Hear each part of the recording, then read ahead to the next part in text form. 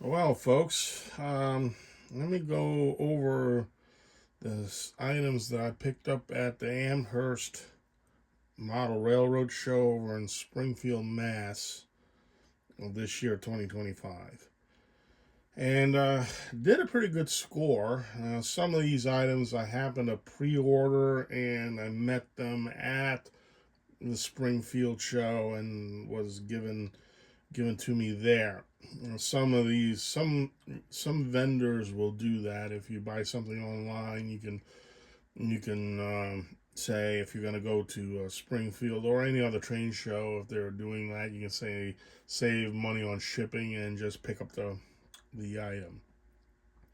So I did like two of those. One was from Trains, that's Trainz, and one was from RJF Trains. So just so you know, Trains, Tranz, will charge a small fee for that, but it's definitely worth it if you don't have a problem bringing it back with you, especially if you're local or it's easy to do so, then definitely take advantage of it than having to have it shipped. But let's go over. So I scored quite well out there and picked up some pieces I didn't think I was going to get, and I'll show you the ones that I pre-ordered and the ones that I happened to walk around and find it. So we'll start with this. Now, this here is a Electro Train um, hopper car. This is like 70s vintage. It's a 4100.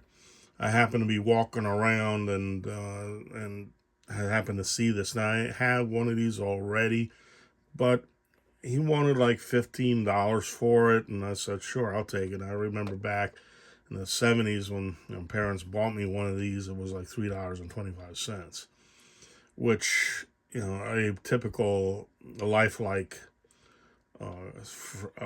freight car then was like 99 cents or so, but still, but a very nice car. I wanted a second one, and I've seen them on eBay as much as like $30 overseas, and of course you had to pay like a $40 or $50 in some cases to have it shipped. And of course I'm like, I wasn't about to do that when an item, the shipping costs more than the item itself. But it's a beautiful car. It doesn't look like it's been on the track or it doesn't have too many hours on it, and it's very, very, very robust. I mean, you can manhandle this.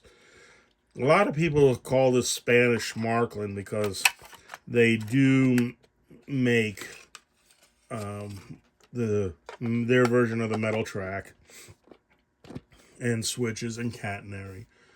So the one thing nice about Electro Train is their wheel sets. They're made to go on both tracks, AC or DC. Now, of course, they all come with the DC wheel sets, but they got it to the point where it can go on both. Now, if you have to use contact track on Markland, obviously you're going to have issues. So, but I really enjoyed getting this. The gentleman also had this set also, and he wanted something like 25 for it, and I wasn't really looking for it, but I do have this engine called the Half Shoe, which has the postal livery. So in theory, that is owned by the postal service. So I'm buying some postal cars to go with the Half Shoe electric locomotive. So let's open this up, and this was brand new as well. So he was selling that Electro Train and this, so he gave me the whole thing for like $25 for all three cars. So I thought that was not bad. But yeah, it is new in the box. I checked it, and it looks like it hasn't never been on the rails. So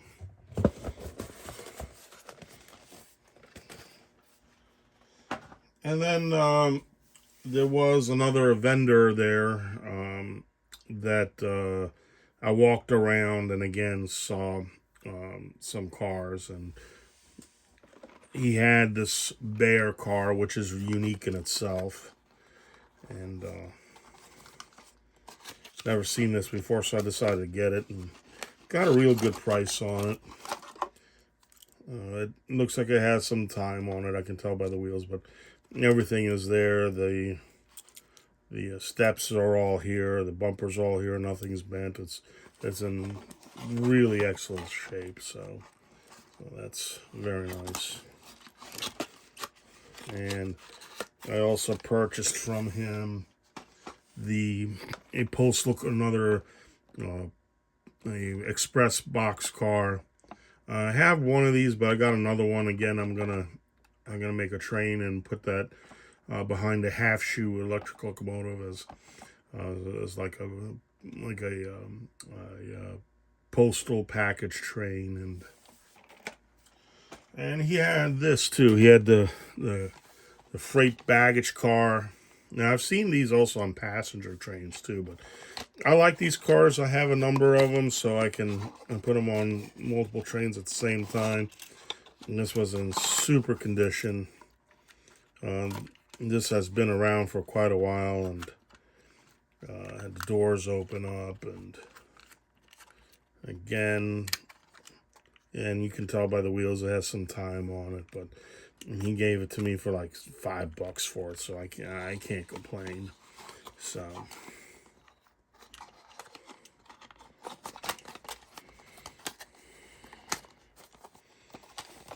the other item I managed to pick up was this. I got this from RJF Trains. He had a sale on the internet, and he was going to be at Springfield, and I said, well, bring cash, and I'll give it to you at the cash discount. So I got an even better price on it.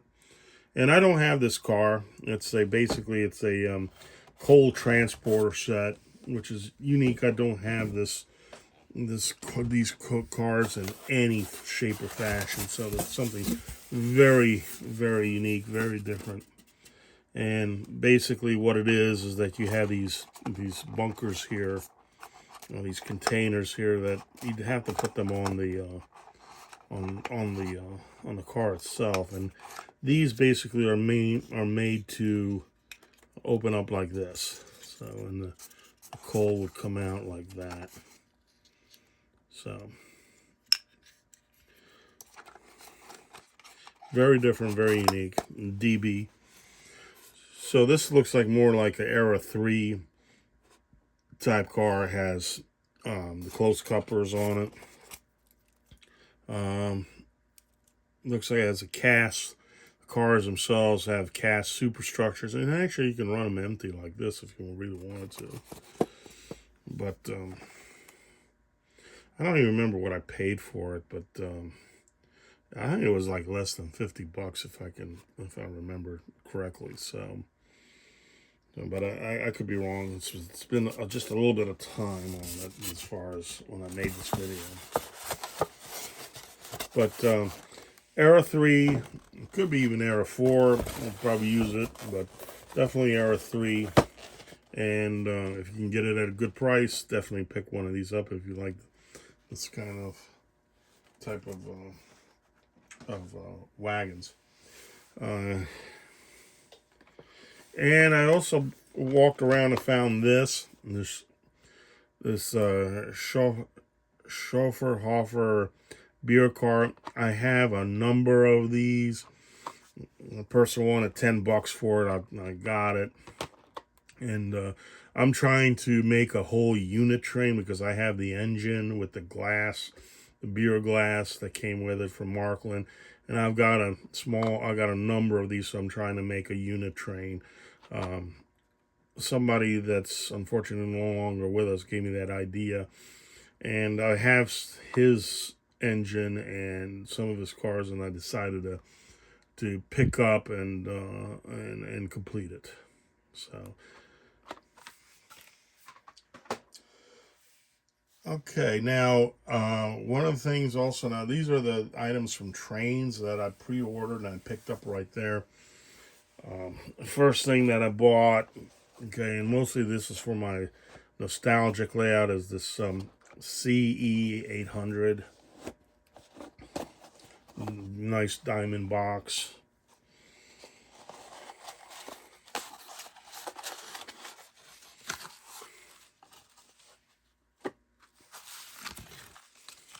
Okay. So I'll put that on the track at one point and check it out. Now, one thing I noticed is that the paint looks like it's flaking off, so I'm gonna ask, and looks like it's missing here, but everything looks good here. Probably need a new shoe, but the gears look good. It has traction tires on it. It has this pantograph with the double contacts on it. So probably gonna talk to Helmets Hobby Scott there and see how. I think he can do a repaint on this for me, maybe, and just go from there, because the paint is definitely coming off. So nice little engine. I have a red version of these in an anniversary set. So now I got the green one. There's many versions of this, but I got this for a very good price. It was like 2 figures. I think I got it for like $40, I believe it was. I don't remember, but the other thing that I got from Trains was this. Definitely, when I saw this, that I had to get for the price that they offered, for like 200 and change. Is a G800, okay, Markland G800, and this has the diamond box and the diamond lid and the wooden box on it, and the original packing on it. Now, it doesn't have the original shoes, the spoon shoes on it, but I think if I write to Ritter of Germany, I can get the original shoes, but these are the more modern shoes on it. But we'll use that. Let's go ahead and take this out easily and gingerly. And yeah, G800 is a sought after piece, and it says it's a G800. Also, I noticed that this here, the way I can tell between that's a real G800 is I can see the oxidation, because guess what? They used real coal. And of course, coal has sulfur in it, so it does oxidize. But the oxidation is acceptable, and I can probably clean that up a little bit. But that's one of the mistakes that Markland made was back then, was trying to use real coal when you really didn't need to, because this was the end result. Reversing levers right here on the end of the tender, you can just hit that and reverse the engine. You cannot put a smoke unit on there. That's one of the ways you can distinguish between a G800 and GN800. Of course, the GN800 is more modern, does not have the metal tender. This, by the way, this tender is metal, obviously. So I really got a good price on this. Probably have to fix the coupler a little bit on that, but I just picked this up from Trains. It was over $200 for it. It says this is something I need to get, because I remember back in the 90s, you couldn't even touch a G800 for under $500 in some cases. Something like this one here would, as the shape it is in, I've seen it. I've seen them go for like $800 for a G800. So I don't know now, but the pricing of Markland is like hit or miss now. So engines that were worth that much may not be as worth as it was back then. And of course, the number of factors the one big factor is the economy. So okay, let me just try to put this away and go on to the next item.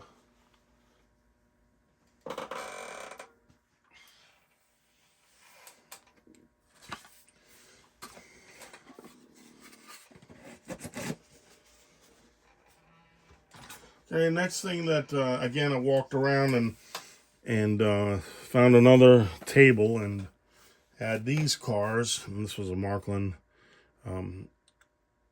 Looks like a beer car, and for $15. And then he had these Brawa cars. He had them for $15. This is a Pez car. I don't know how accurate that is. And he had this car. Looks like another beer car. So he did a deal with me for all three of these for like $35 or something like that. And no, actually he knocked off $5. So I got all three of these cars for like $10 a piece, which is great because these cars in Brow are like $30-$40 if you can, when you get them. In some cases, depending on who you get them, I've seen them as much as $50. Like I don't know if any. I know a few stores that sell them that much. I don't know how often they move them, but these you just don't pass up. So very nice set from that one vendor that I got. So, and right now, of course, cash is king, but a lot of them are taking PayPal, Cash App, all the different electronics. Another one that I got, which I only got it because it was a beautiful paint scheme, and I'll open this up a little bit later, but I got this from Trains too. It was a couple $100 for this as well. It's a single pantograph series electric locomotive. So, and this is Epic 4. So I don't know exactly why, but Belgian pieces, especially electric locomotives, they do go up for like 300 plus, even if it's not even MFX. But I have one on sale right now, and I got like $180 on it. I think it is $175, and all it has is signal horn. But everybody else is selling it past $200, in some case $300. So something about Belgian products. So that Belgian rolling stock, especially from Markland, there looks like they're selling at a decent rate. Whether or not they're getting it, it's your guess as good as mine. But I found out also that Luxembourg is difficult to find. I went to a hobby store in Luxembourg during last year, and I couldn't find, only about a few pieces that had CFL on it, because the stuff is so rare and it stays mostly in the country. So there is like one no-hob CFL with the emblem on the front that can go close to 4 figures, especially if it's like you got the box and the instructions and everything. It's in good shape. You can probably get close to $1,000 for it. But yeah, so Benelux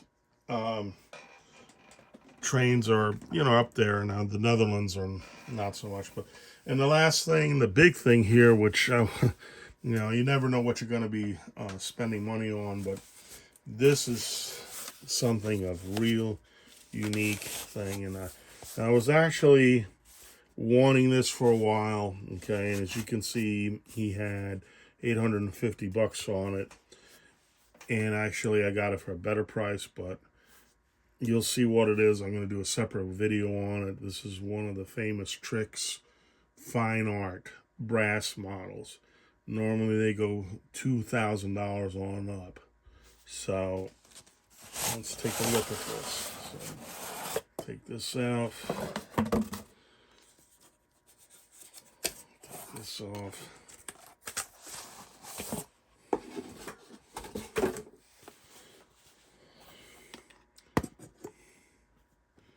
Now, fine art or Trix,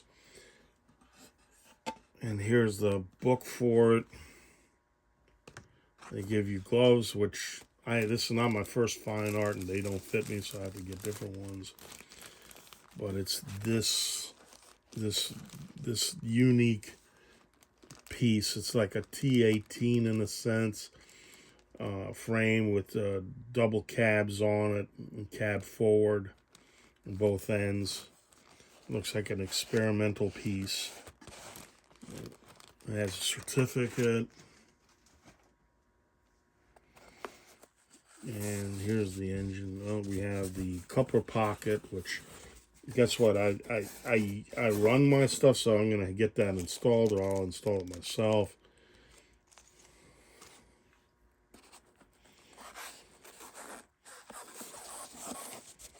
And there it is right there. So it is digital, 3-rail.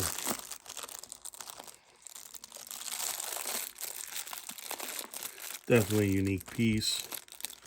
And actually, the problem, if you want to call it a problem, is that these engines do not have traction tires on them, and they have the screw hook coupler on it. So, and I guess the theory is that most of these basically sit on a shelf and people just look at it and admire it. I'm not like that. I'm not going to be spending $800 on something and just sit it on the shelf and look at it. I actually want to run it. I did have a problem with a brass piece before from Fine Art. Actually, I'm having Scott looking at it to see if we can get that thing running right. But the New England chapter of the ETE was nice enough for them before the show started for me to test this engine out. It's one thing about running an engine back and forth on a straight piece of track or on a roller test bed, but for me, in order for it to be worth anything, it's got to be able to go through switches. It's got to be able to go through turns. It's got to be able to at least haul something. So, I was able to run it on their layout. It derailed twice at the same place, so it looks like there's something on their layout that it just didn't like, and they were using a combination of K and C tracks. So I'm doing the same thing. So it did well, and so I decided to take it. But yeah, you got to be aware of these things. Is that they if they would just if the Fine Art would just added the traction tires on it, this would make it a heck of a performer. But no sound, but it is digital and it's 3-rail. But I can have Scott put a sound decoder in it if I really, really wanted to. But we're looking at another couple $100 for that. But so I'll just keep it in so-called stealth mode right now. So, but it's a unique piece, and unfortunately, if you want unique pieces, and this is I guess anywhere in the world, especially in the U.S. market, if you're looking for something that's really, really different, you almost have to turn to brass for this. But I've seen these go online for like $2,000. Whether or not you get that is another matter, but that's what like the retail selling price is. So I'm looking forward to having many hours of enjoyment with it.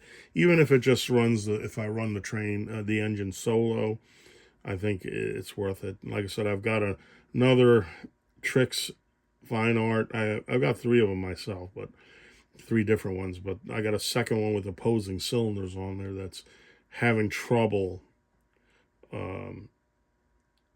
negotiating some of the curves. But one word of advice that I can give, and I've ran into this twice, and I had to have Scott Hausman of Helmets Hobbies fix it, is that if these, if it's been sitting there for a long time, because it's happened to me twice, the moment I put it on track and I moved it, it broke one of the gears.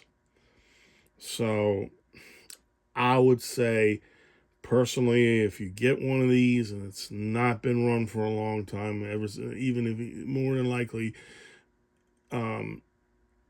when you get it, it's never run. Most owners, if you get in it from pre-owned, they've been sitting on shelves unless they tell you like this one has been tested, okay, and it's smooth, and I proved it, and I had it proved. I would say find somebody or contact Helmets Hobbies, and just don't try to run it. If it's never, ever, ever been, because I guarantee you, pretty much you'll split the gears, and now you got more of a headache trying to get it repaired. So that's the advice I can give you on that. So, but unless it's something like this and they guarantee it's been tested, it's not going to lock up. then go ahead and run it. But if you know for a fact it's never been on the rails, maybe it's been ran back and forth when they first got it, or even if it's a new piece, before you put it on that track, you may want to have it checked out. You may want to have somebody professionally lubricate the thing and make sure it runs right. Because, like I said, I've ran into 2 fine art models. I put it on the track right away, and I split the gears immediately, and that was just on startup. So, okay, so many of these I will be doing separate videos on, and we'll go from there. And I think I did pretty well. None of these I paid full retail on. And that's one thing nice about shows is that a lot of, especially during the last part of the day, most of these vendors just want to get rid of this stuff and not having it to haul back. But this is probably going to be the last of my fine art pieces. Because I tell you what, the cast models that they're producing, especially Markland and Trix, are quite good. And I buy stuff to run it, and but I'd like to have some of the unique pieces. And the thing is, to get them in 3-rail is very, very difficult to get them. So that's one thing about being on a 2-rail platform, is that you got so many options that are out there for you. So for me, it's a godsend because I'd be spending nothing but my money on it. So anyway, so that's going to be it for now. So I just wanted to show you what I've scored. And, well, I'll do some subsequent videos on each of these, and especially the engines. And we'll see what you think. Until then, bye for now, and again, hopefully you'll have many hours of enjoyment with your model railroading. Okay, take care for now.